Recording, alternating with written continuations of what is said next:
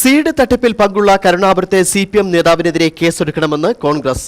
CPM നേതാവും 2 പഞ്ചായത്ത് മെമ്പർമാരും ചേർന്ന് ലക്ഷക്കണക്കിന് രൂപയുടെ തട്ടിപ്പ് നടത്തിയതായി കോൺഗ്രസ് ആരോപിച്ചു. CPM നേതാവിന്റെ തട്ടിപ്പിനെതിരെയും LDF ഭരിക്കുന്ന പഞ്ചായത്തിന്റെ വികസന മുരടിപ്പ് ചൂണ്ടിക്കാട്ടിയും ഈ മാസം 11-ാം തീയതി പ്രതിഷേധ ധർണ നടത്തുമെന്നും കോൺഗ്രസ് നേതാക്കൾ പറഞ്ഞു.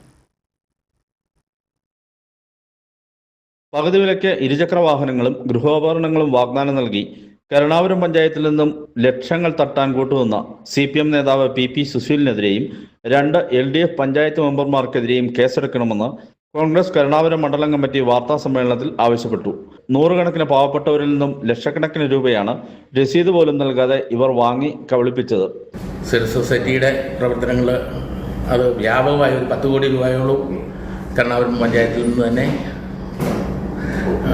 വിവിധ ആളുകളിൽ നിന്ന് വാങ്ങിയിട്ടുണ്ടെന്നാണ് അറിയാൻ കഴിഞ്ഞിരിക്കുന്നത്. പണം പോയ പൈസ അടച്ചിരിക്കുന്ന ആളുകൾ പോലീസ് സ്റ്റേഷനിൽ കൊണ്ടുപോയി പരാതിയൊക്കെ കൊടുക്കുന്ന സാഹചര്യങ്ങൾ ഉണ്ടായിട്ടുണ്ട്.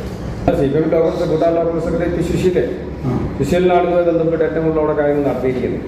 അപ്പോൾ അതുമായി ബന്ധപ്പെട്ട് അദ്ദേഹം തന്നെയാണ് ആദ്യമേ തന്നെ ഒരു വോയിസ് മെസ്സേജ് അദ്ദേഹം പൈസ വാങ്ങിയവർക്ക് വോയിസ് മെസ്സേജ് അയച്ചിട്ടുണ്ട്. നിങ്ങളാരും പരാതി കൊടുക്കേണ്ടതില്ല, ഞാൻ തന്നെ ഒരു പരാതി കൊടുത്തോളാം, നിങ്ങളെല്ലാം പരിശോധന സുരക്ഷിതമാണെന്ന് അദ്ദേഹം തന്നെ കോമ്പൗണ്ട് പോലീസ് കംപ്ലൈൻറ്റ് കൊടുത്തിട്ടുണ്ട്.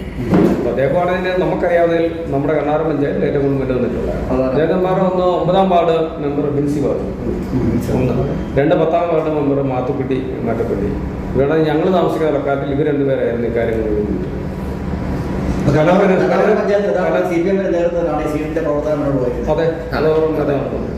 സീഡിന്റെ പഞ്ചായത്ത് കോർഡിനേറ്ററായിരുന്നു PP സുശീലൻ.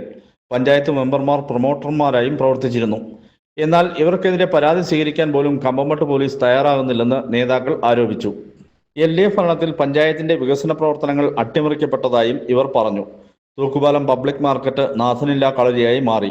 കുഴുത്തുള്ളു PHSക്കായി സ്ഥലം വാങ്ങാൻ UDF ഭരണസമിതി 10 ലക്ഷം രൂപ വകയിരുത്തിയിരുന്നുവെങ്കിലും ഇപ്പോഴുള്ള ഭരണസമിതി തീരുമാനം അട്ടിമറിച്ചു.